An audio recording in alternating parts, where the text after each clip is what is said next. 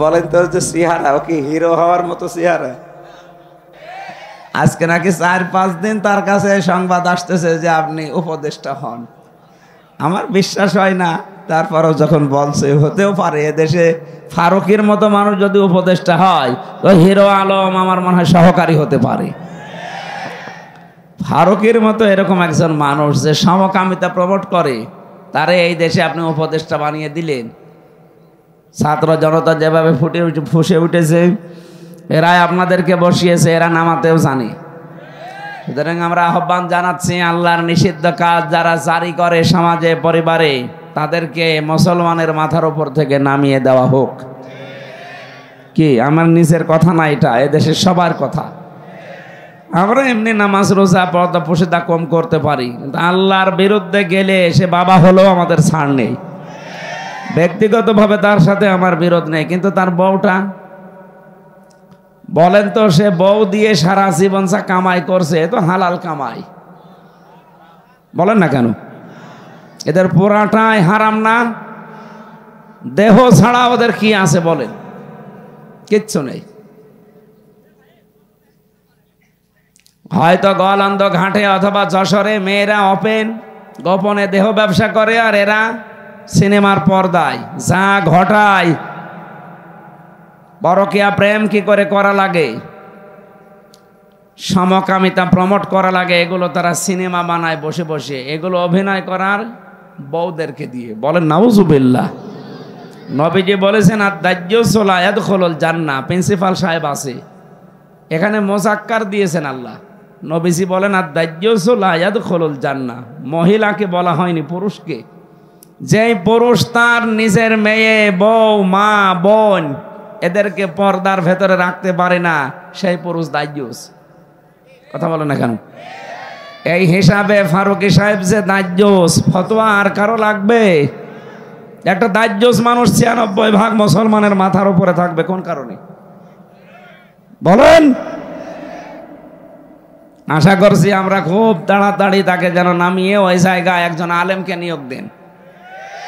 সংস্কৃতি ইসলামের ভেতরে নেই তা না, এটা একটা ইবাদত। অনেক ইবাদত আছে সংস্কৃতির ভেতরে। আপনি ওখানে এনে, আমার মনে হয় এদেশে যারা নাম করা জ্ঞানী আলেম আছে, প্রসিদ্ধ আলেম আছে, এদেরকে আপনি ওই জায়গায় দায়িত্ব দিন, তাহলে দেশের মানুষের আপত্তি থাকবে না। সবাইকে নিয়ে আল্লাহর দরবারে আমরা শুকরিয়া জানাচ্ছি, যিনি আমাদেরকে এখনো কথা বলার শক্তি দিয়ে রেখেছেন। জবান খুলে বলেন আলহামদুলিল্লাহ। হে রব, আমাকে বাঁচান। কে বলবে? আমি আমার চিন্তায় আছি, আমাকে বাঁচান। যেদিকে তাকাবে মানুষ, সেই দিকে শুধু এই আওয়াজ শুনতে পারবে যে আমাকে বাঁচান, আমাকে বাঁচান। হঠাৎ করে বিশাল ওই কিয়ামতের ময়দানের এক পাশ থেকে আওয়াজ আসবে, রব্বি হাবলি উম্মতি। তিনি বলবেন না যে আমাকে বাঁচান, তিনি বলবেন আমার উম্মতকে বাঁচান। কোন উম্মত? যে উম্মত বিনা ভোটে নির্বাচন করে 15 বছর থাকে না, এটা তো উম্মতই না। কেন বললাম বলেন তো? ওরা যে উম্মত না, শুধু বিনা ভোটে নির্বাচন করে ওনারা 15 বছর আছে, এই জন্য উম্মত না তা না। সূরা হজ 78 নম্বর আয়াতের মাঝে আছে। যারা আলেম আছে একটু দেখেন তো। আল্লাহ পাক বলেন হুয়া তাবাকুম ওয়া মা জাআলা আলাইকুম ফিদ্দীনি মিন হারাজ। বগুড়াবাসী নির্বাচিত করা হয় যে পদ্ধতিতে, ওই পদ্ধতির বাংলা নাম নির্বাচন। কি এটা ক্লাস চলছে, ওনারা ক্লাস নেয় ওনাদের ছাত্র ছাত্রীদের মাঝে, আর আমার ছাত্র ছাত্রী এই আমার 12 বাপের 13 ছেলে বোঝা বসে আছে, এক একটা এক এক রকম। নির্বাচিত করা হয় যে পদ্ধতির মাধ্যমে, এখানে যদি পাগলকেও জিজ্ঞাসা করেন সেও বলবে সেই পদ্ধতির নাম নির্বাচন। একটা বিবেক সম্পন্ন মানুষকে যদি বলেন এই 15.5 বছরে কোনো নির্বাচন এই দেশে হয়েছে, ও পাগলেও বলবে হয়নি। শয়তানকেও যদি বলেন ও বলবে হয়নি। শয়তানকে জিজ্ঞাসা করে দেখেন। এখন প্রশ্ন আসতে পারে শয়তান পাবো কোথায়? হ্যাঁ আছে। আমি একটা একটা করে কয়েকটা বলছি, গুণাগুণ দেখেন তো শয়তান আছে কিনা। আল্লাহ পাক বলেন, আপনি নামাজ পড়েন না, শয়তানের ভাই, এ কথা কোরআন হাদিসে নেই। রোজা রাখেন না, শয়তানের ভাই, এ কথা কোরআন হাদিসে নেই। আপনি পর্দা করেন না, শয়তানের ভাই, এ কথা কোরআন হাদিসে পাইনি। কিন্তু কেউ যদি অপচয় করে, সে শয়তানের ভাই। এ ঘোষণা কার? আল্লাহর। সূরা বনী ইসরাঈল আছে। শয়তানের ভাই কি হয়? শয়তান। আমি যেমন মানুষ, আমার ভাই যে হবে সেও মানুষ হবে। কথা বলেন না কেন? শয়তান যে হবে, শয়তানের ভাই হলেও সে শয়তানি হবে। দেখেন তো কত বড় ঘোষণা আল্লাহর। যারা অপচয় করে এরা সাধারণ মানুষ না, এরা শয়তানের ভাই।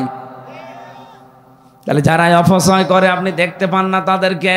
শয়তান যদি জীবনে না দেখে থাকেন, অপচয়কারী দেখলেই বুঝবেন যে শয়তান এইটাই। 2 নম্বরে, এই পৃথিবীতে শয়তান সবসময় যৌনতা ছড়াতে ভালোবাসে। ওর কাছে লজ্জা স্থান খুব মায়া মহব্বতের জিনিস। এই জন্য নবীজি শিখিয়েছেন, যখনই টয়লেটে কাজ সারার জন্য উলঙ্গ হবে, সঙ্গে সঙ্গে তোমাকে বলা লাগবে, আল্লাহুম্মা ইন্নী আউযু বিকা মিনাল খুবুসি ওয়াল খাবাইস। যত রকমের দুষ্ট জিন আর পরী আছে, সবার থেকে আল্লাহ তোমার আশ্রয় চাই। বিশ্বনবী জানিয়েছেন, দোয়া পড়ে যদি কেউ বাম পা দিয়ে বসে, শয়তানের চোখের ওপরে পর্দা পড়ে যায়। অথচ এখানে কত মুরব্বী মানুষ বসে আছে, জীবনেও এ দোয়া পড়িনি। কথা বলছে না কেন? বের হওয়ার সময় আপনি যখন বলেন গফরানাক, হে আল্লাহ আমি ক্ষমা চাচ্ছি, কারণ এই যে 8-10 মিনিট 15 মিনিট আমি টয়লেটে বসেছিলাম, আমি তোমার কাছে ক্ষমা চাইতে পারিনি, দয়া করে মেহেরবানি করে তুমি আমারে ক্ষমা করে দাও। আলহামদুলিল্লাহিল্লাযী আযহাবা আন্নিল আযা ওয়া আফানি। তোমার প্রশংসা আদায় করছি, কারণ আমার পেটের ভেতর থেকে গন্ধ এবং কষ্টদায়ক জিনিস তুমি বের করে আমাকে শান্তি, স্বস্তি, নিরাপত্তা দিলে।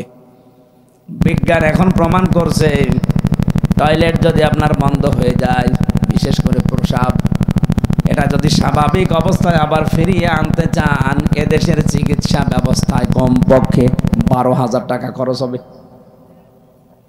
শুধু পেশাব বন্ধ হয়ে গেলে যদি একবার আপনাকে পেশাব করিয়ে স্বাভাবিক করা লাগে, কারণ এটা যতক্ষণ জমা থাকবে আপনার কিডনি নষ্ট হয়ে যাবে। কথা বুঝতেছেন? এটা একবার বের করতে যদি 12,000 টাকা লাগে, এখানে কত মানুষ আমরা আছি, কমপক্ষে 24 ঘন্টার ভেতরে 4-5 বার করে পেশাবখানায় যায়। এই কথা বলছে না কেন? কিছুই যদি আপনার না করে আল্লাহ, 5 বারে পেশাব করতে 5 বার 60,000 টাকা আপনার পেছনে খরচ। এই যে সূর্যটা দেখতে পান, 30,000 কোটি ফরেনহাইট বিদ্যুৎ খরচ হচ্ছে 1 সেকেন্ড চালাতে। 24টা ঘন্টা আল্লাহ আমার 12টা ঘন্টা অন্তত আমাদের মাথার উপরে রেখে দিয়েছে। এক সেকেন্ডে যদি 30,000 কোটি ফরেনহাইট বিদ্যুৎ খরচ হয়, কোনদিন জিবরাইল এসে বিলের কাগজ নিয়ে বলে না যে ভাই এই টাকাটা দেন, বলেছে? আমাদের যে মেজাজ, আমার মনে হয় কোনো বাড়িতে যদি জিবরাইল যে বলতো এই যে বিলের কাগজ, যে কাপড় শুকিয়েছেন, এই কাপড় শুকানোর বিল, আমার মনে হয় জিবরাইল আরশ পর্যন্ত যাওয়ার আগেই মার্ডার হয়ে যাবে। অথচ আজ পর্যন্ত কোনদিন আমার কাছে বিলের কাগজ আল্লাহ জিবরাইলকে দিয়ে ধরিয়ে দেয়নি। কথা বলেন ঠিক কিনা? বগুড়া বাসে ক্লাস চলছে, কিন্তু খুব খেয়াল করে আপনার রোল নাম্বার যেন 1, 2, 3 ভেতরে থাকে। আপনি এমন ছাত্র হবেন না যে 82 রোল আপনার। এক ছাত্র এসে প্রিন্সিপালের কাছে বলছে, স্যার হয় ছুটি দেন, নাই আমি গেলাম। স্যার চিন্তা করছে ও যে পজিশনে আছে ও ছুটি দিলেও যাবে, না দিলেও দৌড় দেবে। তোর রোল নাম্বার কত? 82। 82 রোল। ছেলে মেয়ে কয়টা ক্লাসে? 82টা। 82টা ছেলে মেয়ে, ওর রোল নাম্বার 82। ও খুব ভালো ছাত্র। বলেন বলেন, ও জীবনের কোনো উদ্দেশ্য আছে? শুধু আসে আর পালিয়ে চলে যায়।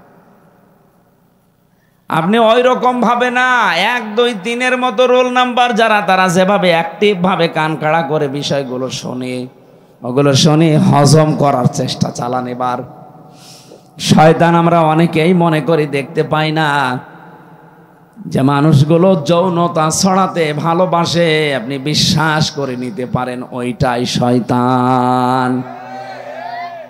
ফিল্মে যারা কাজ করছে বলেন তো, এ মানুষগুলো যৌনতা ছড়ানো ছাড়া কি আছে তাদের এই সিনেমাতে? আগেকার সিনেমাগুলো মানুষ দেখতো আর শিক্ষা নিত আর কান্নাকাটি করতো, যে কোনো একটা বিষয় তারা তুলে ধরতো। আর এখন সিনেমা শুরুই হয় যৌনতা দিয়ে, শেষ হয় দর্শন দিয়ে। যারা এই জগতের সাথে আছেন, আমার তো মনে হয় মাঝে মাঝে যে তারা তাদের মেয়ে, ছেলে, নাতি এদের কাছে কি হিসাবে বিবেচিত হয়? আপনি মানুষ, হ্যাঁ?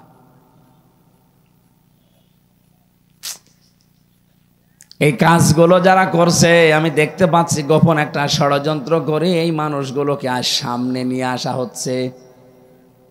আজকে একটা হিন্দু মহিলা স্ট্যাটাস দিয়েছে, ওর নাম আমি নিতে ঘৃণা করি, নাম নিলাম না, কুষ্টিয়াতে বাড়ি, না নামটা বলার দরকার নেই। এই মহিলা ঘোষণা দিয়েছে আপনারা দেখবেন কয়েকদিনের পরে সমকামিতা আনার জন্য নিজেরাই আন্দোলন করবেন। আমরা আপনার মতো অত পয়সা চাইনি, আমাদের রুচিবোধ আছে। আপনি তো মানুষ থেকে বিকৃত হয়ে গেছেন। হ্যাঁ, আল্লাহ আকর্ষণ দিয়েছে নারীর প্রতি পুরুষের, পুরুষের প্রতি নারীর। আপনি পুরা সিস্টেমই আল্লাহর পাল্টিয়ে দিয়েছেন। পুরুষে পুরুষে বিয়ে করবে, মহিলাতে মহিলায় বিয়ে করবে। বলেন নাউজুবিল্লাহ। শয়তান আছে না নেই? কোনটা? যেগুলো বলছি এগুলো হযরতে আদম এবং হাওয়া জান্নাত থেকে বের হয়ে যাক, এটা শয়তানের উদ্দেশ্য ছিল না। ওর উদ্দেশ্য ছিল কি করে আদম আর হাওয়ার লজ্জা স্থান দেখা যায়। এজন্যও জান্নাতের মেন গেটে দাঁড়িয়ে ওয়াজ করেছিল, ওয়াকাসামাহুমা ইন্নী লাকুমা লামিনান নাসিহিন। হে হাওয়া, তোমার স্বামী কোথায়? তাকে বলো আমি আল্লাহর কসম দিয়ে বলছি আমি তোমাদের হিতাকাঙ্ক্ষী। আরামের জায়গায় বেশি দিন আল্লাহ তোমাদের রাখবে না। আমি গোপন ভিত্তিতে সংবাদ পেয়েছি, এখান থেকে তোমাদের আল্লাহ বের করে দেবে। হযরতে হাওয়া আলাইহিস সালাম জিজ্ঞাসা করেছিলেন কেন বের করে দেবে? যে কেন জানি না, তবে আমি গোপনে শুনেছি আল্লাহ বেশি দিন রাখবে না। ওই যে গাছের কাছে যাওয়া নিষেধ কেন? এইটার কারণে। যদি ওই গাছের কাছে যেতে পারো আর যদি ফলটা খেতে পারো, আমি কথা দিচ্ছি তোমাদেরকে, ওনার ঘোষণা আল্লাহ গোপন ভাবে পরামর্শ করে জানিয়েছে, ইল্লা আন তাকুনা মালাকাইনি আও তাকুনা মিনাল খালিদিন। যদি এই গাছের কাছে যেতে পারো আর ফল খেতে পারো, তোমরা চিরস্থায়ী হয়ে যাবে এই আরামের জান্নাতে। আমি এখান থেকে কয়েকটা শিক্ষা পেয়েছি তাফসিরে হাক্কানিতে। আদম আলাইহিস সালাম ওই জায়গায় ছিলেন না, তিনি বাইরে ছিলেন। হাওয়া আলাইহিস সালামকে পেয়ে যে ওয়াজ করছে তার নাম শয়তান। বলেন না কেন? তার মানে শয়তান ওয়াজ করে। শয়তানের ওয়াজের ধরন একটা, প্রথমেই ও কথা বলার আগেই কেঁদে ফেলে। এটা শয়তানের ওয়াজের ধরন। ও জান্নাতের মেন গেটে দাঁড়িয়ে হযরতে হাওয়াকে যে ওয়াজ করবে, কথা বলার আগেই কেঁদে ফেলেছে। হাওয়া আলাইহিস সালাম বলেন আপনি কাঁদেন কেন? কান্না বন্ধ করেন, কি করবেন করেন। বলছে না, কাঁদি আমার জন্যে না, কাঁদি তোমাদের জন্যে। আপনি দেখেন আজ দুনিয়াতে আমার তো নিজের চোখে দেখা, এই দেশে যারা শয়তান ছিল তারা দেখবেন কথা বলার আগেই কেঁদে ফেলতো। আমি কি বেশি বললাম? আমার কেউ নেই বলে আগে কেঁদে ফেলে, তোর কেউ নেই, আমরা করবো কি? আমরা কি তোমার বাপকে এনে দিতে পারবো? তোমার ভাইকে এনে দিতে পারবো?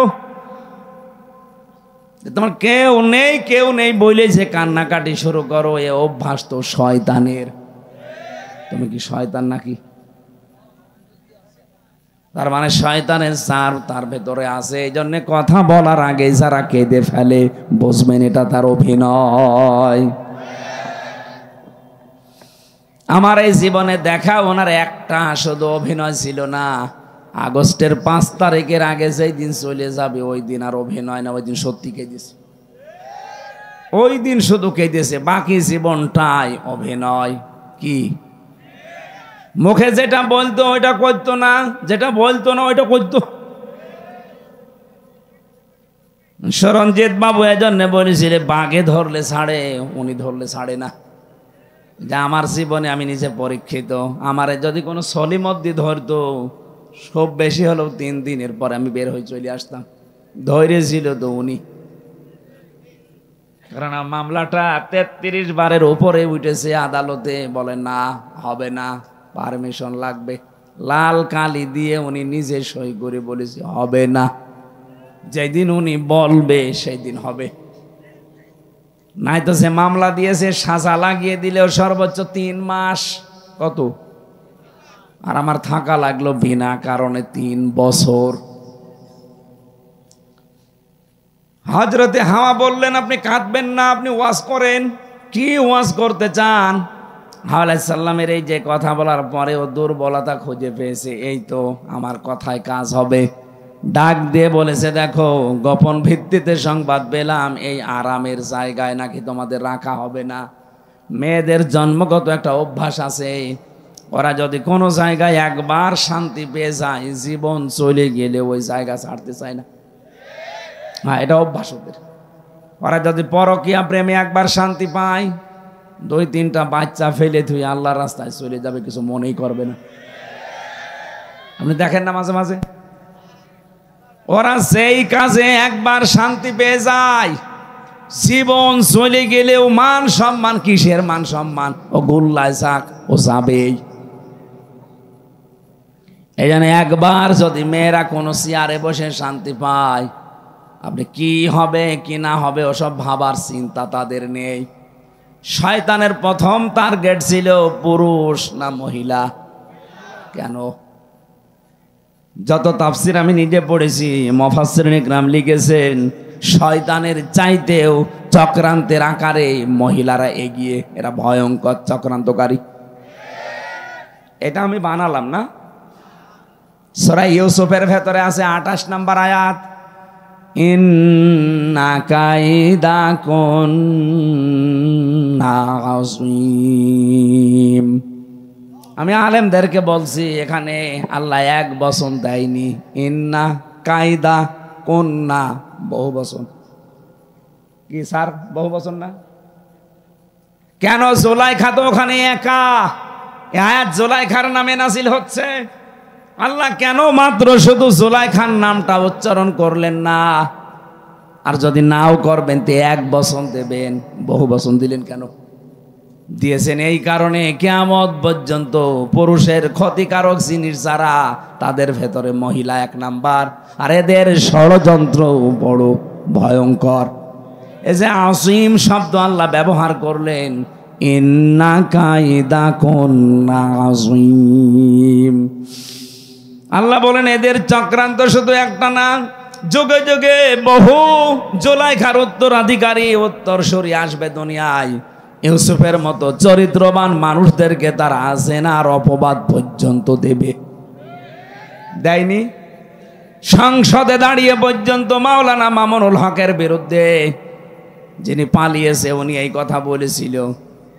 এই জেনার তহমত দেয়নি, এই কথা বলছে না কেন? এই লোকটার সাথে আমি 3 বছর ঘরে ছিলাম, ফাঁসির ওই কন্ডেম ছেলে। এ মানুষটার যে ইখলাস, তার যে ইবাদত, তার যে চরিত্র, চরিত্র যেন নষ্ট না হয়, এজন্য 3টা বিয়ে করেছে সে। অনেকে মনে করে 3-4টে বিয়ে করলে তার চরিত্র খারাপ। আরে শয়তান, তার চরিত্র ভালো রাখার জন্য তো বিয়ে করিস। তোর চরিত্র খারাপ এই জন্যই তো তুই হোটেলে যাস। হ্যাঁ, কথা বলেন না কেন? চরিত্র খারাপ এই জন্যই তো তুই রাত কাটাস বাইরে বাইরে। এই বগুড়াতে যত আবাসিক হোটেল আছে আমি গ্যারান্টি দিচ্ছি, ঢাকার কথা বাদ, এটা বিভাগীয় শহরও না, আছে তো রংপুর, রাজশাহী, এটা একটা জেলা। এই জেলায় যত নাম করা হোটেল আছে আপনি যান, দেখবেন অনেক জেনা ব্যভিচার অলরেডি চলছে। উনি ওখানে গেলে ওনার চরিত্র ভালো হয়। আর শাইখুল হাদিস ইবনে শাইখুল হাদিস, এই লোকটা নিজের বউ নিয়ে বেড়াতে গেছে, বলে জেনা করতে গেছে। এই চক্রান্তটা মহিলাদের, কাদের?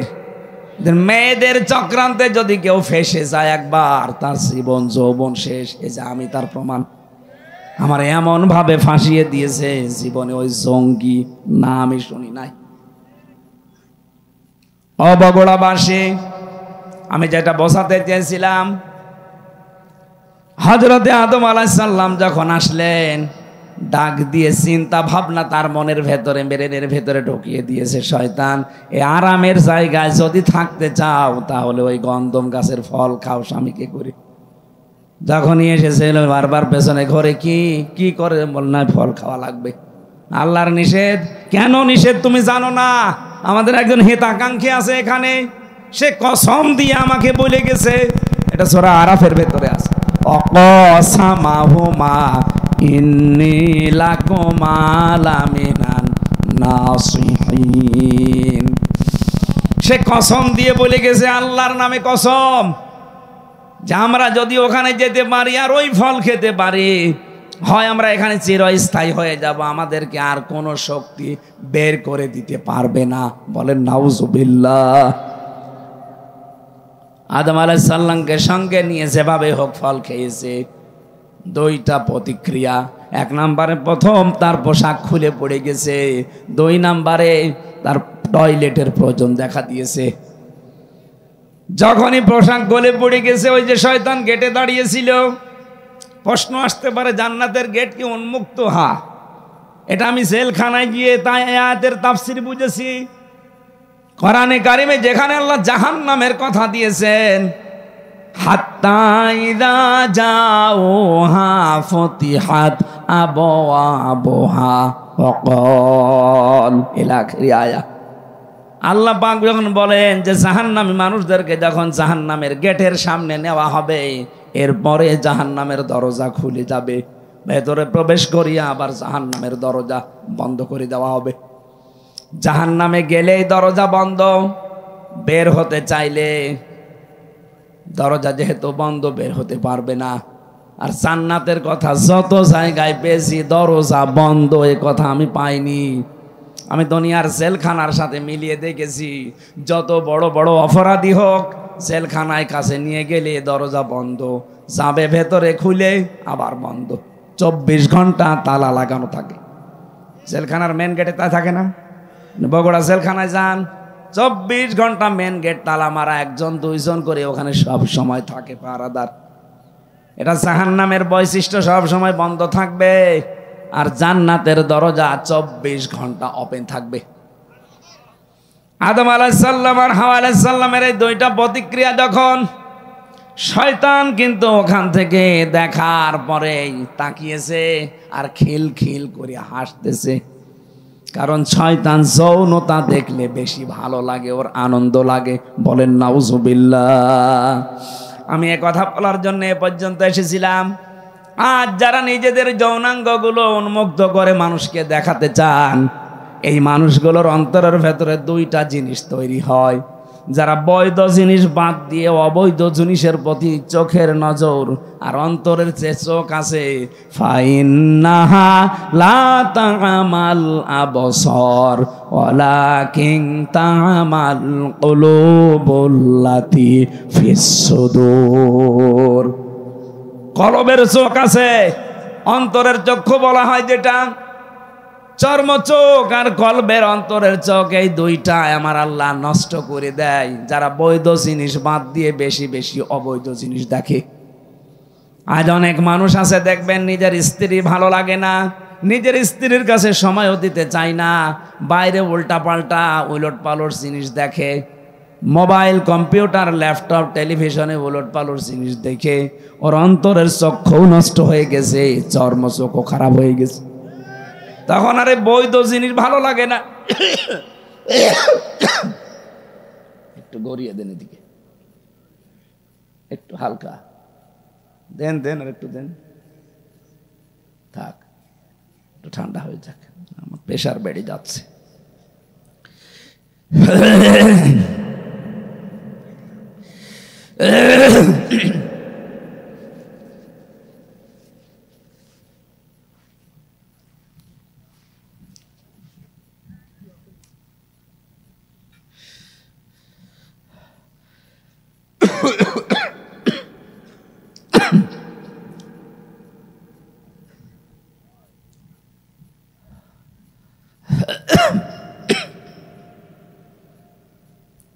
এটা খুলে নেন তো,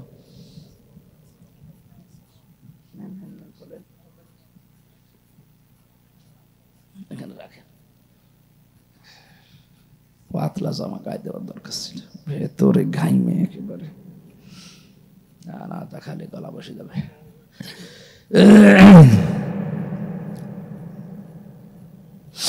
বগুড়া বাসে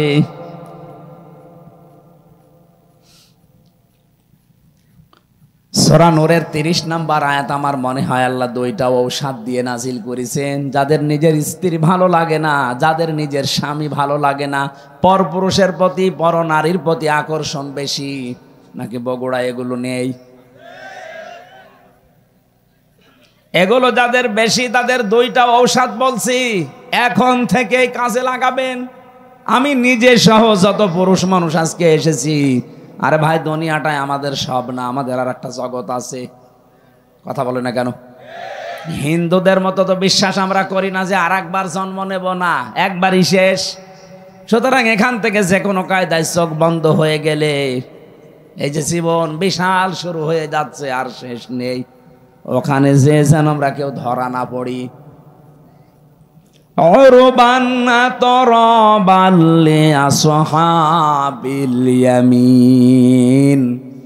আল্লাহ পাক এমন এমন সুন্দর জিনিস আমাদের জন্য রেখে দিয়েছেন, ওইটা পাওয়ার আকাঙ্ক্ষায় আশঙ্কায় ওইটা পাওয়ার জন্য আমরা আগ্রহ পেশ করার জন্য বলছি। দুইটা কাজ এখন থেকে আরম্ভ করবেন। পর নারীর প্রতি এই যে যারা মোবাইলে কথা বললে আনন্দ পায়, এটা বন্ধ হয়ে যাবে। যারা উলঙ্গ নাচ দেখলে, অর্ধ উলঙ্গ মহিলা দেখলে যাদের আকর্ষণ বেড়ে যায়, এইটাও বন্ধ হয়ে যাবে সর্বোচ্চ 1 মাসে। আমি বেশি টার্গেট দিয়ে ফেললাম, 15 দিনেও পারবেন। আজকে থেকে এখনই আমল করেন, দেখেন পরিবার একটা আলাদা শান্তি পাবেন। কোন সূরা বললাম? নূর। নূর বলেন বলেন। 30 নম্বর আয়াত, 18 নম্বর পারা, 12 নম্বর পৃষ্ঠা, 7 নম্বর লাইনে আছে, লিল মুমিনিনা ইয়াগুদ্দু মিন আবসারিহিম ওয়া ইয়াহফাযু ফুরুজাহুম যালিকা আযকা লাহুম ইন্নাল্লাহা খাবীরুম বিমা ইয়াসনাউন। বলেন আল্লাহু আকবার।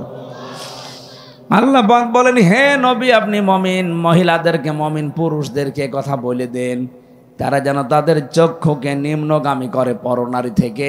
2 নম্বরে তাদের লজ্জা স্থান থেকে তারা যেন হেফাজত করে রাখে, সংরক্ষণ করে, এটাকে যেন বাঁচিয়ে রাখে। যালিকা আযকা লাহুম, এইটাই তাদের জন্য পবিত্রতার বড় মাধ্যম। কে বলছেন? বলেন বলেন। যাদের নিজের স্ত্রীর প্রতি আকর্ষণ লাগে না, ভালো লাগে না, অনেক পুরুষকে আমি কথা বলতে শুনি, বিয়ের 2-3 বছর 5 বছর পার হওয়ার পরে বলে এক জিনিস আর কত কি করব। ওই মহিলাও যদি বলে আমি এক জিনিস আর কত কি করব, সংসার টিকবে? এই জন্যই তো পর্দার বিধান। আজকে থেকে বড় নারী, এ মোবাইলে হোক আর সামনাসামনি হোক, 14 জন মহিলা বাদ দিয়ে যাদের সাথে দেখা হবে সঙ্গে সঙ্গে আল্লাহর দিকে তাকিয়ে চক্ষু নিম্নগামী করা লাগবে। কি পারা যাবে না? 2 নম্বরে লজ্জা স্থান, যেটা যেখানে সেখানে দেওয়া যাবে না। সিদ্ধান্ত নিয়ে যদি আজকে চলতে পারেন, আলাদা নূর একটা অন্তরে আল্লাহ দিয়ে দেবে। তখন নিজের স্ত্রীর প্রতি ভালোবাসা চাহিদা দেখবেন বেড়ে যাচ্ছে দিনের পরে দিন। সর্বোচ্চ 15 দিন করেন, পরকীয়া প্রেম আপনার বন্ধ হতে বাধ্য। আপনার চাইতে সুযোগ আমার জীবনে অনেক বেশি। কি আপনি তো বগুড়ার বাইরে, গাবতলীর বাইরে জীবনে যাননি। আর আমার সারা বাংলাদেশের 630টা থানায় আমি গেছি, বিদেশের বহুগুলো দেশ আমি ঘুরলাম, কত কিছু আমার আয়ত্তে আছে। আমি যদি শুধু হাতের ইশারা দেই 5টা চলে আসবে, তারপরে আমার শরীর চলে না। এই আয়াতটা যেই দিন আমি বুঝেছি, বৈধ জিনিসের প্রতি যত বেশি ঝোঁক দিতে চান, তত বেশি হারাম জিনিসের প্রতি আপনি চোখ ফিরিয়ে রাখবেন। মন চাবে না তা না, মন চাবে। আপনি একটু চেষ্টা করে দেখেন, আল্লাহ আপনাকে দিয়ে করাবে। আজকে থেকে সিদ্ধান্ত নেবেন, নিজের বউ বাদ দিয়ে আর 14 জন মহিলা বাদ দিয়ে। কয়জন? যাদেরকে বিয়ে করা জায়েজ নেই, ওদেরকে দেখা জায়েজ আছে, কিন্তু মুখমণ্ডল, হাতের কবজি আর পায়ের পাতা বাদ দিয়ে পুরা শরীর তাদেরও ঢেকে রাখা লাগবে। কোন যুবতী মেয়েকে নিয়ে বাবা এক ঘরে থাকতে পারবে না। কথা বলছে না কেন? হযরতে আবু বকরের মেয়ে হযরতে আয়েশা সিদ্দিকা, নবীজির স্ত্রী, 2 জন মা বাবার মেয়ে বসে বসে কথা বলছিল। নবীজি আসলেন কোথা থেকে, দেখলেন 2 বাবার মেয়ে কথা বলছে। 2 জন যখন আলাদা হয়ে গেল, ডাক দিয়ে বললেন, আয়েশা, তোমরা যখন 2 জনে পারিবারিক জিনিস নিয়ে কথা বলছিলে, হঠাৎ দেখলাম শয়তান তোমাদের 2 জনের মাঝখানে কুমন্ত্রণা দেওয়ার জন্য বসে আছে। আপনি চিন্তা করতে পারেন, জান্নাতের একজন সাহাবী হযরতে আবু বকর, তার মেয়ে নবীজির স্ত্রী, আল্লাহ যার চরিত্রের গ্যারান্টি দিয়ে কোরআনে কারিমে সূরা নূরের ভেতরে আয়াত নাজিল করেছেন, তাও 1টা 2টা না। এইরকম মানের একজন মহিলা তার বাবার কাছে বসে আছে। বাবা আমাদের মতো বাবা না, জান্নাতি বাবা। জান্নাতের প্রতিটি দরজা আবু বকরকে ডাকবে। এইরকম মানুষ, তার সাথে মেয়ে বসে গল্প করলে যদি শয়তান আসে মাঝখানে ধোঁকা দেওয়ার জন্যে। আমরা শালি দোলা ভাই এক জায়গায় সাংসারিক কথা বলি, কোনো শয়তান নেই। অবশ্য ঠিক, ও তো নিজেই শয়তান। শয়তান আর আশা লাগবে?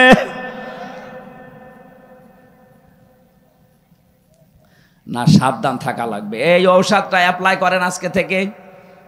নিষিদ্ধ জিনিস যেগুলো আছে, শুধু এই পরনারী না, মোবাইলে হোক, কম্পিউটারে হোক, বাইরে হোক, চক্ষু নিম্নগামী করে রাখবেন।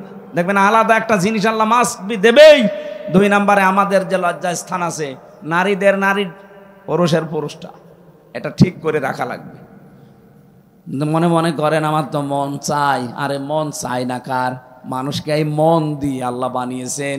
এই মনটা কন্ট্রোল করতে যে পারে সেই পরীক্ষায় পাশ করে।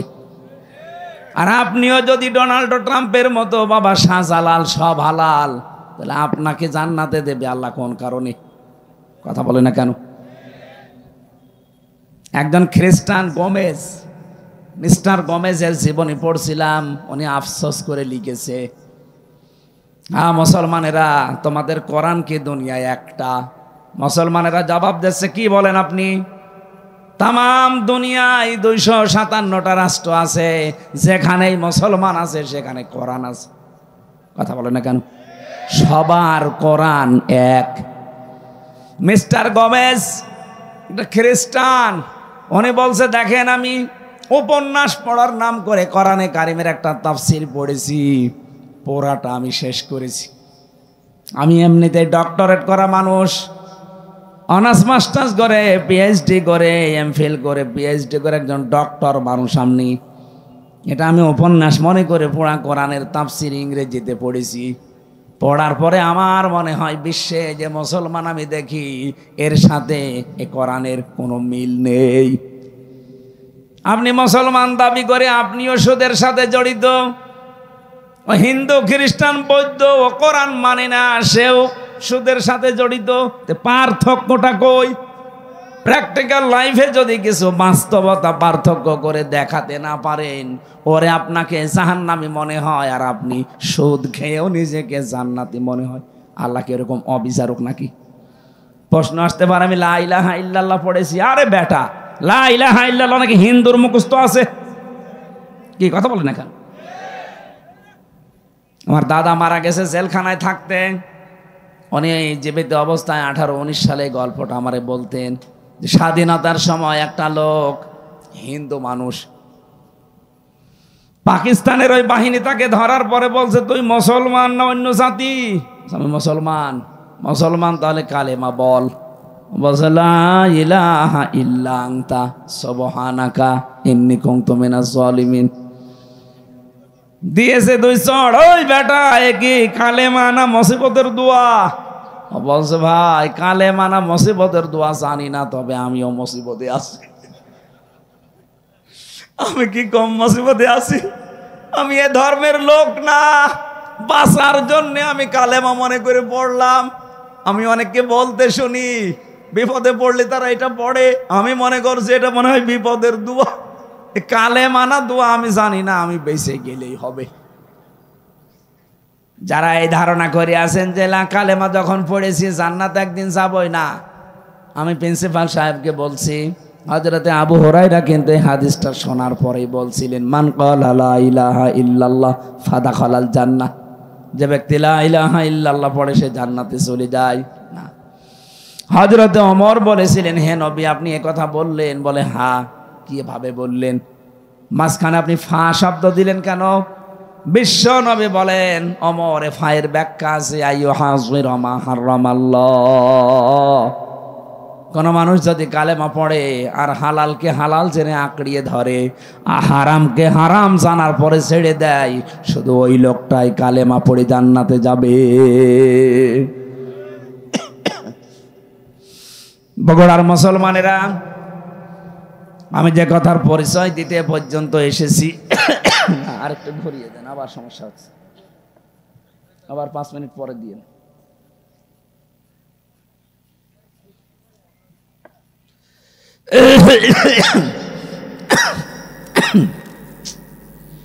না, এইভাবে হবে না।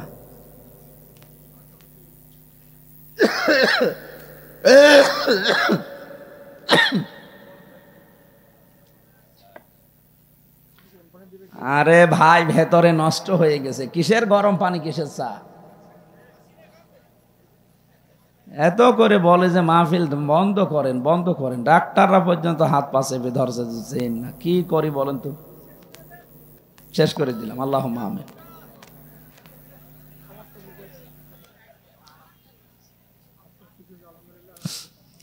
সম্মানিত ভাইরা, আমি শয়তানের পরিচয় দিতে পর্যন্ত এসেছিলাম।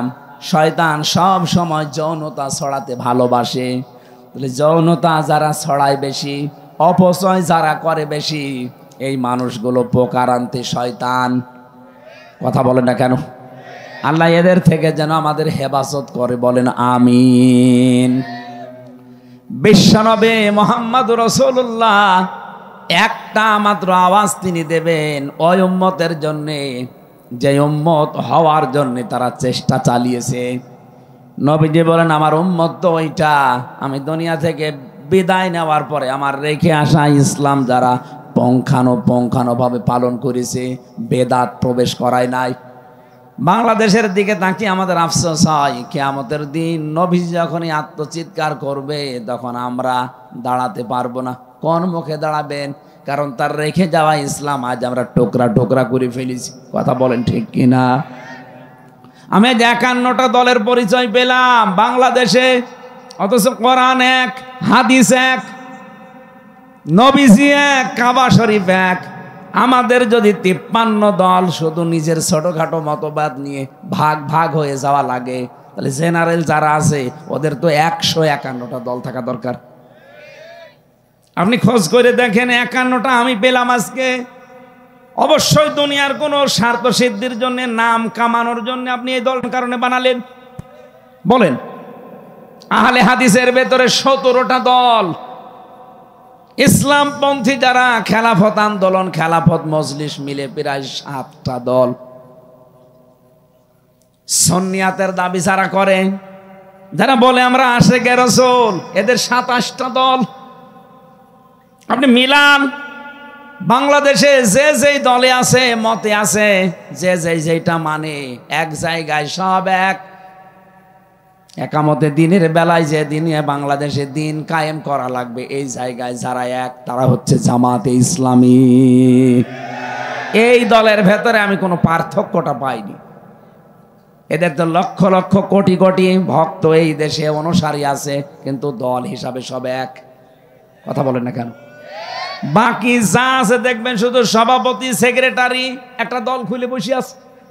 সারা দেশে কেউ নেই, শুধু সভাপতি আর সেক্রেটারি। ঢাকায় কেন্দ্রীয় অফিসও নেই, বাড়ির ভেতরে ছাদের উপর একটা সিলিকুটি মানিয়ে বসে, এটা কেন্দ্রীয় অফিস।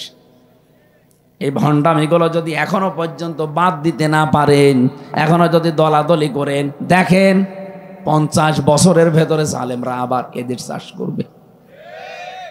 আশা করছি আমার ইঙ্গিত আপনি বুঝেছেন। এটা রেকর্ড হচ্ছে, সারা দেশে যাবে। যাদের মাথার ভেতরে এটা ঢুকবে তারা যেন চিন্তা করেন আমার এই ছোট্ট কথাটা। শেষে কিন্তু সুযোগ হারিয়ে গেলে আর দোয়া করেও ফেরত আসবে না। সূরা নূন, মুমিনুন, এখান থেকে আমরা 2টা আয়াত পড়েছি। আজকের আলোচনাটা আমরা মানব জীবনকে কেন্দ্রীয় করে সাজিয়েছি। আল্লাহ পাক আমাদের একটা দুর্বল জায়গায় আঘাত দিয়ে স্মরণ করাচ্ছেন, ওয়ালাকাদ খলাকনাল ইনসানা মিন সুলালাতিম মিন তিন। অবশ্যই আমি আল্লাহ মানুষকে মাটির নির্যাস দিয়ে বানিয়েছি।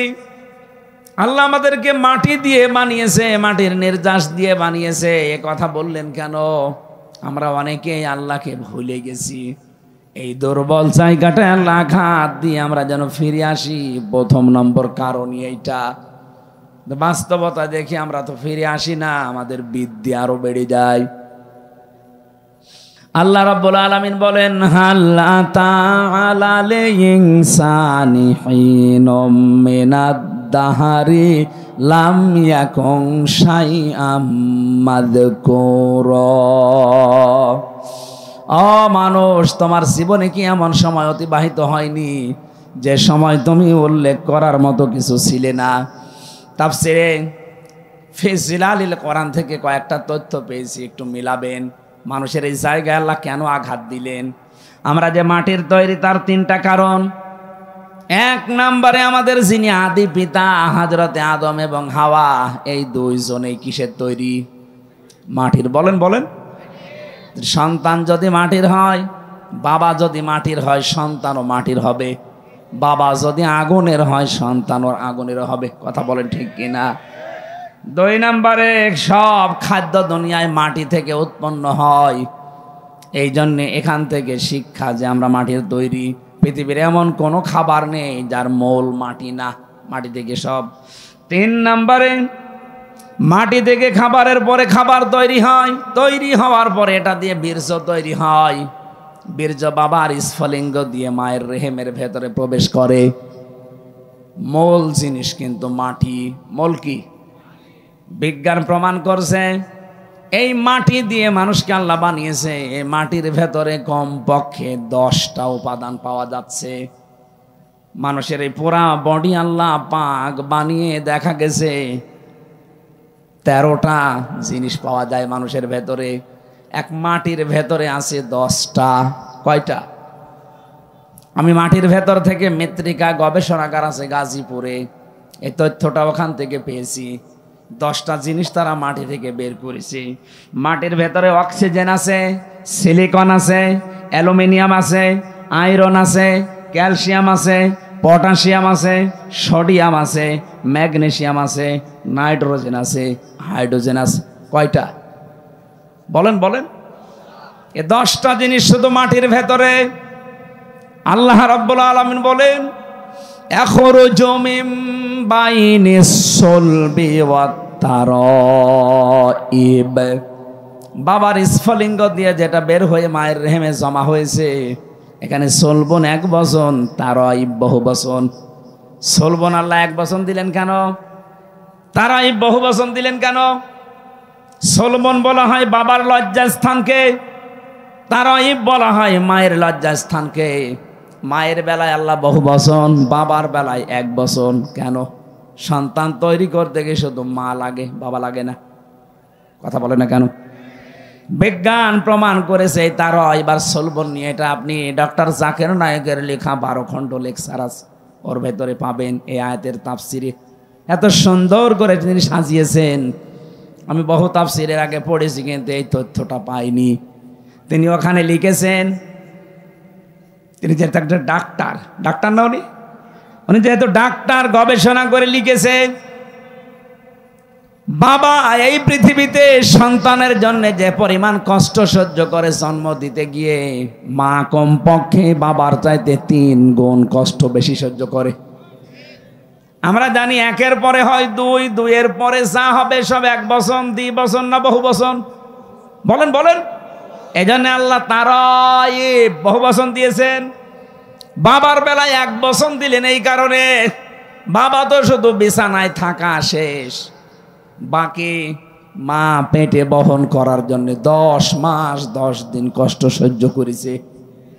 শুধু এতটুকুই না, কমপক্ষে ডেলিভারির যে কষ্টটা বিজ্ঞান এখন জানিয়েছে, এই পুরুষ মানুষ আমরা যারা দুনিয়ায় যত শক্তিশালী পুরুষ হোক 45 ইউনিট কষ্ট সহ্য করতে পারে। কত? 45 ইউনিটের বেশি কষ্ট একজনকে দিলে সে হয় হার্ট অ্যাটাক করবে, না মারা যাবে। কিন্তু একটা মা দুনিয়ার সন্তানের মুখ দেখাতে গিয়ে বিজ্ঞান এখন দেখতে পায় কষ্টটা মাপার জন্য একটা যন্ত্র আছে। মায়ের কষ্ট কমপক্ষে হয় 57 ইউনিট। 45 ডিগ্রি দিলে যেখানে আমরা মারা যাব, সেখানে মা আমার মুখ দেখতে 57 ইউনিট কষ্ট সহ্য করে কয়েক বালতি রক্ত শরীর থেকে ঝরিয়ে মা আমার কাঁটা ছটফট মুরগির মতো করে, তারপরও আমরা মুখ দেখতে চাই। নবীজি জানিয়েছেন এত কষ্ট দুঃখের পরে এই বাচ্চাটা যখনই মায়ের সামনে তুলে ধরা হয়, বাচ্চার মুখ একবার দেখার সঙ্গে সঙ্গে পেছনে যত কষ্ট ছিল সব আল্লাহ ভুলিয়ে দেয়। এই কষ্ট যদি মায়ের মনে রাখার মতো হতো, জীবনে কোনো মানুষ একটা সন্তান নেওয়ার পরে আর কোনোদিন স্বামীর সাথে মেলামেশা করতো না। ও বলতো না, দুনিয়ায় যে কষ্ট পেয়েছি আমি কোনোদিন আর তোমার কাছে যাব না। ওই সন্তানের মুখটা দেখার সঙ্গে সঙ্গে পেছনের যত কষ্ট ছিল আল্লাহ সব ভুলিয়ে দিয়েছে। এতটুকু শেষ করেননি, 2 বছর পর্যন্ত আপনাকে দুধ খাওয়িয়েছে। কয় বছর? আরো জোরে বলেন। বিজ্ঞান প্রমাণ করছে দুধ খাওয়ানো এটা মায়ের কমপক্ষে দিনে রাতে মিলে 24 ঘন্টায় একটা সন্তান মায়ের স্তন পান করে থাকে 8 বার। কয়বার? 7-8 বার পান করাই লাগে 24 ঘন্টায়। আপনি হিসাব করে দেখেন, তারও বেশি হয়। উপরেরটা নিচেরটা বাদ দিয়ে মাঝেরটা বিজ্ঞান প্রমাণ করেছে 8 বারও যদি হয়, একবারে যদি 1 পোয়া করে দুধ চুষতে থাকে, 8 বারে কমপক্ষে 2 কেজি দুধ খায়। কত? 2 কেজি করে দুধ আমি আপনি সবাই খেয়েছি মায়ের স্তন থেকে। 1 দিন 2 দিন না, 2 বছর। কত? বলেন বলেন। আপনি একটা হিসাব করে দেখেন, 2 বছরে প্রতিদিন যদি হয় 2 কেজি করে, আমি ক্যালকুলেটর দিয়ে দেখেছি 36 মণ দুধ আমরা খেয়েছি। কত? আমার বাবা আমার মায়ের আমরা 2 জন, আমি আর আমার একটা বোন আছে। এখানে কত মানুষ আছে? 8টা 10টা ভাই বোন। কথা বলেন না কেন? আমার গ্রামে একজন আছে 12টা মেয়ে আর 4টা ছেলে। কত হয়? একটাই শুধু স্ত্রী, 2 জনই মারা গেছে। এখন আমি একটা হিসাব নিয়েছিলাম, আমি আয়াত পড়ার পরে দেখি আমি নাই 36 মণ আর আমার বোন রুনা নাই 36 মণ। আপনার তো ছেলে মেয়ে 16টা, বলেন তো কয় মণ? বলছে বাবা ওসব হিসাব জানি না, হিসাব করি নাও। হিসাব একটা টানলাম দেখি, আপনি বলেন তো কত মন হয়? 772 মন হয়েছে। অথচ মায়ের ওজন মাত্র 60 কেজি। 60 কেজি জায়গা থেকে আমার আল্লাহ এতগুলো দুধ দুনিয়ায় সন্তানদের জন্য বের করে দিলেন। আমার মনে হয় এখনো যদি ছেলে মেয়ে হইতো তো দুধ আল্লাহ দিত। এটা একটা কুদরতের মেশিন। কথা বলেন ঠিক কিনা? এই যে 3টা কষ্ট বাবার চাইতে মায়ের বেশি হইল, পেটে রাখা,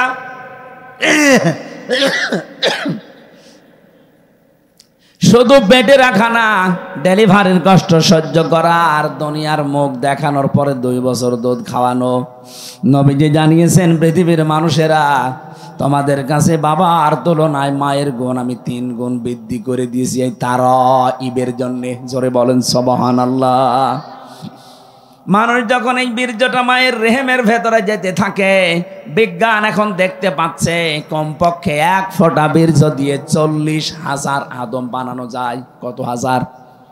বলেন বলেন। এই 40,000ই একবারে মায়ের পেট থেকে আসতে পারতো, কিন্তু মায়ের পেটে জায়গা নেই। বাবার এই স্ফলিঙ্গ দিয়ে যখন বের হয়ে যায়, এখান থেকে মায়ের ওই জরায়ু পর্যন্ত যে নাপাক পানির থলিটা আছে, রেহেম বলা হয়, এখানে যেতে যেতে দেওয়ালের সাথে ধাক্কা লাগে, কেউ পড়ে যায়, কেউ মরে যায়। আমার তো জীবনের প্রতিযোগিতা শুরু হয়েছে সেই জন্ম থেকে, অথচ আজ আমরা প্রতিযোগিতায় হেরে যাই। কত স্ট্রাগল করে, কত কষ্ট স্বীকার করে, প্রতিযোগিতা করে ওই জায়গায় গেছি আমি। তারপরে হামজা আমি দুনিয়ায় আসলাম। আমার কত ভাই বোন ছিল, তারা পড়ে মরে গেছে। কথা বলেন না কেন? তাহলে আমাকে সিদ্ধান্ত নেওয়া লাগবে আমার মঞ্জিলে মকসুদ পর্যন্ত, আসল যেটা আমার জায়গা, এখানে নাই দুনিয়া আসার জন্য মায়ের রেহেম, আর আমার জান্নাতে যাওয়ার জন্যে আমার জীবনের শেষ দিন এ পর্যন্ত আমাকে লড়াই করে যেতেই হবে। ওয়াবুদ রাব্বাকা হাত্তা ইয়াতিয়াকাল ইয়াকিন। হামজা, ইবাদত বন্দেগী করো ওই পর্যন্ত, যতদিন পর্যন্ত তোমার মরণ না আসে। তার মানে আমার মরণ আসা পর্যন্ত আমার এই সব সময় স্ট্রাগল করে যাওয়া লাগবে, কষ্ট স্বীকার করা লাগবে, প্রতিযোগিতা করা লাগবে। লাকাদ খালাকনাল ইনসানা ফি কাবাদ। আমি মানুষকে বানিয়েছি এই কষ্টের পরে কষ্ট সহ্য করে। এ মানুষ যখন কষ্ট সহ্য করবে, 40 দিন পরে পরে আমার আল্লাহ এটা পাল্টাতে থাকবেন। আল্লাহ রাব্বুল আলামিন বলেন, সুম্মা খালাকনান নুতফাতা আলাকাতান ফাখালাকনাল আলাকাতা মুদগাতান ফাখালাকনাল মুদগাতা ইযামা ফাকাসাউনাল ইযামা লাহমা সুম্মা আনশাআনাহু খালকান আখার ফাতাবারাকাল্লাহু আহসানুল খালিকিন। বলেন আল্লাহু আকবার। একটু নিজের জীবনের দিকে তাকান, আপনি সেজদা দিতে বাধ্য হবেন আল্লাহকে। বড় বড় নাস্তিক হোক, মানি না তোর আল্লাহকে, এই কথাও যারা বলে তারা আয়াত পড়ার পরে নত হতে বাধ্য, যদি বুঝে থাকে। আল্লাহ পাক বলেন, একটা ইন্টেনসিভ কেয়ার ইউনিট যেখানে দুনিয়ার কোনো সার্ম যেতে পারে না, এই জায়গায় 40 দিন ধরে রাখলাম। এরপরে আমি নোতফা থেকে তোরে আমি আলাক বানালাম, এরপরে আলাক থেকে তোকে আমি মদগা বানালাম, এরপরে মদগা থেকে চামড়া দিয়ে গোশত দিয়ে এটা আমি ঢেকে দিলাম। শুধু ঢেকে দিয়ে শেষ করিনি, এই গোশতগুলো যেন পচন না ধরে এমন একটা কাবার দিয়েছি। এই কাবার যাকে দিয়েছি ওইটাই ফাইনাল। এটা আমার যে চামড়া আছে, আমার শরীরের কোনো চামড়া যদি কেটে এখানে লেগে দেন, এটা ভালো হয়ে যাবে। যদি পুড়িয়ে যায়, কেটে যায়, ছিঁড়ে যায়, আমার আর চামড়া প্রিন্সিপালের এক না। দেখতে এক হলেও আমার শরীরের ভেতরে ৯,৭৬৮ প্রকার চামড়া আল্লাহ দিয়ে রেখেছেন। কিন্তু এক একটা জায়গার চামড়া এক এক রকম। এই হাতের তালুতে যে চামড়া আছে, এইটা যদি উপরে দিত, জীবনেও কোনো কিছু ধরে আপনি আটকিয়ে রাখতে পারতেন না। কথা বলেন ঠিক কিনা? দুইটা জায়গার চামড়া আল্লাহ পুরা আলাদা করে দিয়েছেন, লজ্জা স্থানের আর জহ্বার। এত এত চামড়া দিলেন শরীরের ভেতরে গোশতগুলো সংরক্ষণ করার জন্যে। আল্লাহ পাক বলেন মানুষের ভেতরে আমি হাড্ডি দিয়েছি 360টা জোড়া দিয়েছি। নবীজি বলেন তোমরা প্রতিদিন এই জোড়া আছে আল্লাহ দিলেন 360টা সাদগা দান করবা, তাহলে এই জোড়ার হক আদায় হবে। সাহাবেরা বলে হুজুর আমরা গরিব মানুষ, টাকা পয়সা। বিশ্বনবী বলেন দুইটা কাজ করতে পারলে এই হাড়ের সাদগা আদায় হয়ে যাবে জয়েন্টের। মসজিদের ভেতরে যদি কোনো ময়লা দেখো নিজের দায়িত্বে তুলে ফেলে দিবা। 2 নম্বরে দস্তরখানা বিছিয়ে খাবার খাবা, যদি খাবার পড়ে যায় ওই খাবার তুলে খাবা। অথচ এই দুইটা আমলের একটাও আমরা ধনী মানুষরা করতে চাই না। বলি এই আবার কাজ হইল? মসজিদের ময়লা পরিষ্কার করার জন্য ইমাম আছে, খাদেম আছে, মুয়াজ্জিন আছে, ওরা আমি লাট সাহেব। আরে ভাই আপনার এই হাড়ের এই যে 360টা জোড়া দেওয়া আছে, জোড়ার সাদগা দেবে আপনার কোন বাবা? এটা সাদগা দুনিয়া আদায় করা জায়গা, এটা করে যাবেন। মসজিদে প্রবেশ করলে এটা আপনার দায়িত্ব হয়ে পড়ে। কথা বলেন ঠিক কিনা? একটা খড়কোটা পড়ে আছে, থুথু পড়ে আছে, কপ পড়ে আছে, পরিষ্কার করে দেন। দস্তরখানা বিছিয়ে খাবার খাওয়ার অভ্যাস করেন। আল্লাহ রাব্বুল আলামিন বলেন প্রত্যেক জায়গায় যে জোড়া দিয়েছি সব জোড়া আবার এক না, প্রত্যেকটা হাড় আলাদা আলাদা মাপ। এক এক জায়গার হাড় এক এক রকম। হাড়ের ভেতরে আবার গিরো দিয়েছি। যদি হাড় সোজাসুজি করে দিতাম জীবনও কিছু ধরতে পারতে না। এই যে গিরোগুলো দিয়েছি প্রত্যেকটা আঙ্গুলে জয়েন্টে, এগুলো আবার নাট সিস্টেম করে দেয়নি যে খুলে রেখে দেবা তাহলে চুরি হয়ে যেত। এমন সিস্টেম করে দিয়েছি নিজের ভেতরেই থাকবে, শার্টও করতে পারো, জমাও করতে পারো। কথা বলেন ঠিক কিনা? আল্লাহ পাক বলেন এই যে আস্তে আস্তে 3:40-এর পরে যখন তোর ভেতরে খাবারের উদ্রেক দেখা যায়, মায়ের মাসিক অসুখ বন্ধ করে নাভির সাথে নাভির তার জড়িয়ে আমি খাবারের ব্যবস্থা করি। এতটুকু শেষ হয়নি, 6 মাস হবার পরে এখন 3টা জিনিস তার লাগবে, মাস্ট বি। একটা হচ্ছে শ্রবণ শক্তি, একটা হচ্ছে দর্শন শক্তি, আর একটা বাক শক্তি। এই 3টা জিনিস আমি আল্লাহ নিজের পক্ষ থেকে দান করি। ওদিকে মাটির উপাদানের ভেতরে আছে 10টা। কয়টা? আল্লাহর পক্ষ থেকে আল্লাহ দিয়েছেন 3টা, কোন তাফসিরে বেশি 5টা। সেখানে আছে শ্রবণ শক্তি, দর্শন শক্তি, বাক শক্তি, আকেল শক্তি আর ঘ্রাণ শক্তি। 8, 5, 13টা জিনিস যখন এক হয়ে যায়, 6 মাস পরে মায়ের পেটের ভেতরে আমার আল্লাহ এবার আকৃতিটা দিয়ে দেয়। পুরা বডি বানিয়েছে ফেরেশতারা, আর আকার এই আকৃতি এইটুকু বানিয়েছে আল্লাহ নিজের কুদরতি হাতে। এটা বানানোর পরে আল্লাহ বলেন আমার সিদ্ধান্ত মতো এটা ছেলে হবে না মেয়ে হবে।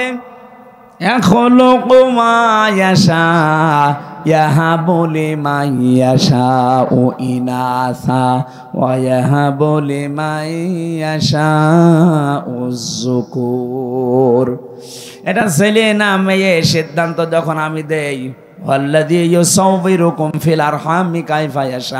মায়ের রেহেমের ভেতরে তোমাদের আকৃতি আমি আল্লাহ নিজের মন মতো করে বানিয়েছি। এটা বানানো কমপ্লিট হওয়ার পর ফেরেশতারা বলতে থাকে আল্লাহ এটা বের করার দায়িত্ব। আল্লাহ বলেন আমার আল্লাহু আখরাজাকুম মিন বুতুনি উম্মাহাতিকুম। আস্তে করে বাচ্চার আকারে তোকে আমি ওই ছোট্ট জায়গা দিয়ে বের করে নিয়ে আসবো। এ দায়িত্ব কার? আরো জোরে বলেন। কিন্তু এখন আমরা অধিকাংশ শ্বশুর আর শাশুড়ি জামাইয়ের ওপরে চাপ দিয়ে দায়িত্ব দিয়ে দিয়েছি ডাক্তারকে। কথা বলেন না কেন? শ্বশুর শাশুড়ি যারা আছেন একটু শক্ত হতে পারেন না? আপনার জাদুর কষ্ট হবে এই বলে যদি আপনি তাকে জামাইকে চাপ দিয়ে সিজার করান, আপনি জানেন তার কি ক্ষতি করে দিলেন। প্রথমে যে সিজার করেছে নরমালে বাচ্চা হওয়ার চেষ্টা না করে আন্দাজে যারা সিজার করে, সিজার তো ওই সময় হবে যখন পেন উঠবে, নরমালে হচ্ছে না, ডাক্তারদের বোর্ড বসবে, বোর্ডে সিদ্ধান্ত হবে, এরপরে সিজার। আমার মনে হয় প্রথম সন্তান যাদের হবে এ সময় সিজার না করে খুব বেশি বেশি নরমালের চেষ্টা করবেন। একেবারে না হলে মেডিকেল বোর্ড বসাবেন, ডাক্তারদের বোর্ড বসে সিদ্ধান্ত নেওয়ার পরে সর্বশেষ। হ্যাঁ, মরে গেলে যাক। প্রশ্ন আসতে পারে, মেয়ে তো আপনার না। আরে ভাই, মেয়েকে আপনি সারা জীবন রাখবেন। ও যে সন্তান হতে যে যদি মারা যায়, ও তো শাহাদতের মরণ পাবে, শহীদ হয়ে উঠবে কিয়ামতে এই সন্তানটার কারণে। আর আপনি যা করে দিলেন সারা জীবনের জন্য, আপনার জামাইয়ের কাছে ও সংসারের অযোগ্য হয়ে যাচ্ছে। আমি গোপন কথা বললাম না। যত মানুষ যেখানে বসে আছে স্টেজের দিকে তাকান, এদের একটার মাকেও তো সিজার করা লাগে নাই। এরা কি আসে নাই দুনিয়ায়, নাকি আকাশ থেকে পড়িস? এরাও তো মানুষ, আমরাও তো মানুষ। আমরা যদি আসতে পারি মায়ের পেট থেকে, তো ওরা পারবে না কোন কারণে? অধিকাংশ গুলো পারে না। আমি যা দেখি শ্বশুর শাশুড়ির কারণে। ওরা বলে না, আমার জাদুর কষ্ট হবে। তো জাদুর কষ্ট হবে, ওই কাজ করে দিলে সারা জীবন যে সংসারের অযোগ্য হয়ে পড়বে। তখন জামাইয়ের কথা শুনতে শুনতে বাকিটা আর বললাম না। একথা বলেন না কেন? আর একটা বিয়ে করতে যাবে, আমার মেয়ে রেখে আর একটা বিয়ে করবে মানে? তার মেয়ে তো নষ্ট করে ফেলেছিস।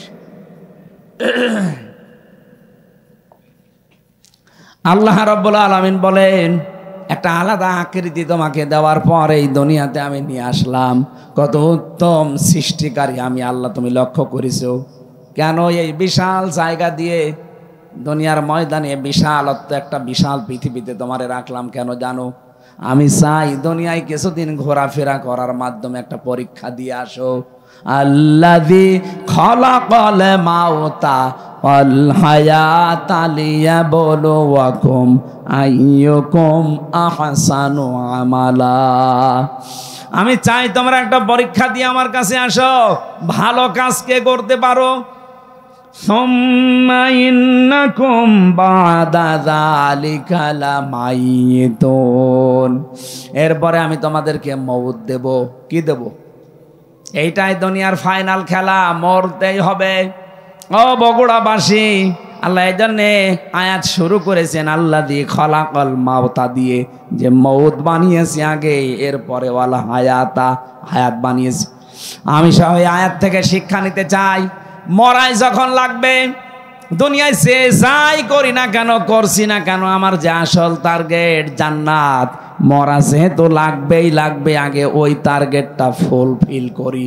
কথা বলেন ঠিক কিনা? এই কথাটা শেষ। এখানে যত মানুষ বসে আছি, 100 বছর পরে এখানে আর কেউ থাকবো? বলেন বলেন। যত মানুষ এখানে আছি, যদি ওর 1 বছর বয়স হয়, 100 বছর পরে আমরা সবাই মাটির নিচে। আর এখানে এরকম মানুষই থাকবে, কিন্তু সব নতুন মানুষ। কথা বলেন না কেন? তারা এখনো দুনিয়ায় আসেনি, আসবে। 100 বছর পরে বগুড়া থাকবে, এই জমিনটা থাকবে, গাবতলী থাকবে, কর্ণীপুর থাকবে, কিন্তু এখানে আমরা একজনও থাকবো না, নতুন মানুষ জমা হবে। 200 বছর পরে যদি আপনি এই বগুড়ায়, এই গাবতলী, কর্ণীপুরে এই যে 2 তলা বাড়ি দেখছি, এই বাড়িতে কেউ যদি এসে 200 বছর পরে বলে এই বাড়িটা আমার ছিল, ঝাঁটা পিটা করবে আপনাদের। এই দুনিয়া। আল্লাহ বলেন সুম্মা ইন্নাকুম বাদা যালিকা লামাইয়িতুন সুম্মা ইন্নাকুম ইয়াউমাল কিয়ামাতি তুবাসুন। এরপরে আবার তোকে আমার সামনে হাজির করব, আমার সামনে 5টা প্রশ্ন তোকে জিজ্ঞাসা করব। ওই 5টা প্রশ্নের সঠিক জবাব দিতে হলে দুনিয়ায় তোকে 3টা কাজে আনন্দ পাওয়া লাগবে। 1 নম্বরে কেউ যদি ইমানের স্বাদ পেতে চায়, সে যেন তার রবকে রব পেয়ে খুশি থাকে। 2 নম্বরে সে যেন ইসলামকে জীবন ব্যবস্থা পেয়ে খুশি থাকে। 3 নম্বরে সে যেন মুহাম্মাদুর রাসূলুল্লাহ বাদ দিয়ে অন্য কাউকে আদর্শ না মানে। ফেরাউনের কথাটা আমরা সবাই জানি, ও যখন মারা যায় ওই সময় কিন্তু বলেছে আন্নাহু লা ইলাহা ইল্লাল্লাযী আমানাত বিহি বানু ইসরাইল। হে আল্লাহ, আমি তোমাকে বিশ্বাস করি। কেমন করে? বনি ইসরাইলরা যেভাবে তোমারে বিশ্বাস করে, ঈমান আনে, আমি ওই রকম বিশ্বাস করি। ওয়ানা মিনাল মুসলিমিন, আমি তো মুসলমান। এরপরও তোমার ফেরেশতারা আমারে পানিতে চোবাই আবার উপরে তোলে। আল্লাহ বলেছিলেন আল আন, এখন। আমি আয়াতের তাফসিরে 2টা শিক্ষা পেয়েছি, এই খুব খেয়াল করবেন। ফেরাউন কেন পোলা কালেমা পড়তে পারলো না? ও কিন্তু আল্লাহর একাত্মবাদের ঘোষণা দিয়েছিল। কি কথা বলেন না কেন? ও বলে নাই লা ইলাহা ইল্লা আনতা, এ পর্যন্ত বলেছিল যে আমি ঈমান আনলাম। আমানাত বিহি বানু ইসরাইল, বনি ইসরায়েলরা যার উপরে ঈমান এনেছে, বিশ্বাস করেছে তার উপরে। কিন্তু ওকে আল্লাহ ঈমান নসিব করাননি একটাই কারণ, তো আল্লাহকে স্বীকার করেছে। কিন্তু ওই জামানার যিনি প্রেরিত পুরুষ হযরতে মুসা নবী, তিনি নবী আবার রাসূল। কথা বলে না কেন? তিনি বড় কিতাব পাননি, তাওরাত। এজন্য তিনি একদিকে নবী আর একদিকে ফেরাউন। আল্লাহর একাত্মবাদের ঘোষণা দিয়েছে কিন্তু রেসালাতের ঘোষণা দেয়নি। ও যদি বলতে মুসা কালিমুল্লাহ, আল্লাহরে মাফ করে দিত। কিন্তু আল্লাহর একাত্মবাদের ঘোষণা দিয়েছে, রেসালাতের ঘোষণা দেয়নি, এজন্য ঈমান নসিব হয়নি। আজ বাংলাদেশে এই বগুড়াতে বহু মানুষ এখানেও বসে আছে, বলে আমি আল্লাহকে মানি। কি করে? নামাজ পড়ি, রোজা রাখি, দান করি, জিকির করি। এই বলেন তো, নামাজ পড়া, জিকির করা, দান করা, হজ করা, রোজা রাখা, এই হুকুমগুলো কার? আরো জোরে বলেন, বলেন। আপনি তো ফেরাউনের মতো আল্লাহকে মেনে নিলেন, কিন্তু এই জামানার প্রেরিত পুরুষ যিনি মুহাম্মদ রাসূলুল্লাহ, কথা বলেন না কেন? উনি এই জামানার জন্য প্রেরিত পুরুষ না? শুধু এই জামানা না, কিয়ামত পর্যন্ত। অথচ বহু মানুষ আমরা দেখি আল্লাহর হুকুম মানে, আল্লাহর স্বীকৃতি দেয়, কিন্তু জামানায় যিনি প্রেরিত পুরুষ তার কথা মানতে চায় না। 10 বছর রাষ্ট্রপতি ছিলেন, সেটা বললেই বলে রাজনীতি। আমার মনে হয় যারা ফেরাউনের মতো আচরণ করছেন, আল্লাহর হুকুম মানেন কিন্তু প্রেরিত পুরুষ রাসূলুল্লাহ তার রেসালাত আপনি মানেন না, বিশ্বাসও করেন না, আপনার মরণ হবে ফেরাউনের মতো। আমার মনে হয় যার বোঝা সে বুঝেছে। এরপরেও যদি কেউ না বোঝার ভান করে থাকেন, আমার আর কিছু করার নেই। আল্লাহ আমাদেরকে বোঝার তৌফিক দিন। মানব সৃষ্টির রহস্য এ সম্পর্কে আজকের আলোচনাটা আমি বই আকারে পেশ করছি। আমার গাড়িতে এই বই আছে, পুরাটা সাজানো আছে, ওটা নিয়ে লিখে শিক্ষিত মানুষরা নিয়ে যাবেন। ফ্যান সরিয়ে দেন, আল্লাহুম্মা আমিন। লা ইলাহা ইল্লা আনতা সুবহানাকা ইন্নী কুনতু মিনাজ জালিমিন। রব্বুল আলামিন, গভীর রজনীতে তোমার শাহী দরবারে হাত তুলেছি, যতটুকুই শুনেছি আমাদের জীবন সম্পর্কে, আল্লাহ তোমাকে সেজদায় অবনত হওয়ার তৌফিক দাও। আজকের আলোচনার সওয়াবগুলো নবীজির রওজায় পৌঁছিয়ে দাও। আমি অসুস্থ, কথা বললেই বুকে ব্যথা করছে, কাশি চলে আসতেছে। আল্লাহ তাআলা ডাক্তাররা রেস্টে থাকতে বলে, তোমার বান্দা বান্দিদের আকুতি মিনতির কারণে আমারে আশা লাগে। তুমি যখন মুক্ত জীবনে আমারে ফিরিয়ে দিয়েছো, মেহেরবানি করে আমাকে তুমি কণ্ঠটা ভিক্ষা দাও, আমার শরীরটা তুমি আগের অবস্থায় ফিরিয়ে দাও। মাহফিলের সভাপতি, প্রধান অতিথি, বিশেষ অতিথি যারা আছে, এই মাহফিলটা যারা সাজিয়েছে, যে যুবকরা চেষ্টা চালিয়েছে, মা বোনেরা পর্দার আড়ালে বসে আছে, সবাইকে তুমি কোরআনের জন্য কবুল করে নাও।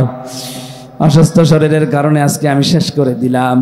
আগামীতে বগুড়ায় যেখানে অনুষ্ঠান আছে, আমার শরীর সুস্থ করে সেখানে নিয়ে যেও আল্লাহ। এলাকায় মাটির নিচে যারা কবরে আছে, আল্লাহ কবরগুলো জান্নাত বানিয়ে দাও। আগামীতে কোরআনের এই অনুষ্ঠানটা বিশাল আকারে মঞ্জুর করে নাও। কখন কার কাছে মরণ আসে জানি না, আজরাইল আসলেই যেন বলতে পারি লা ইলাহা ইল্লাল্লাহু মুহাম্মাদুর রাসূলুল্লাহ।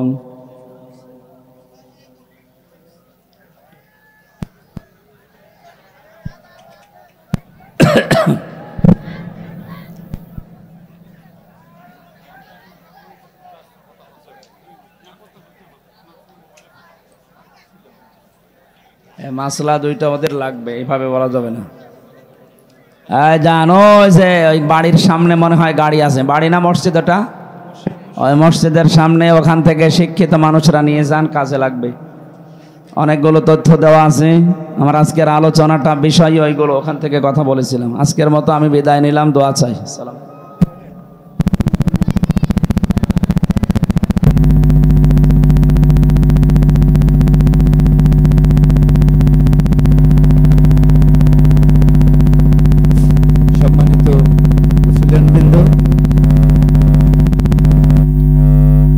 আমাদের প্রধান বক্তা মাওলানা মুফতি আমির হামজা মহোদয় ওনার মূল্যবান বক্তব্য শেষ করেছেন।